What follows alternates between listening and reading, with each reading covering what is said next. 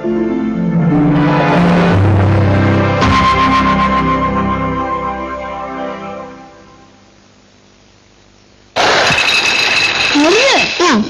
Hvort finnst þér betra? Honninett Cheerios eða venjulegt Cheerios? Betra? Já. Bara venjulegt Cheerios og honninett Cheerios. Ha, bæði betra? Já. Það skrítið. Ég meina, mér finnst. Maður alltaf segir sem henni finnst. Já, það segir mamma mín líka. Cheerios og honninett Cheerios, einfaldlega hollt. Og betra. Osturinn sneiðsettur af góðu próteini. Það má sjá.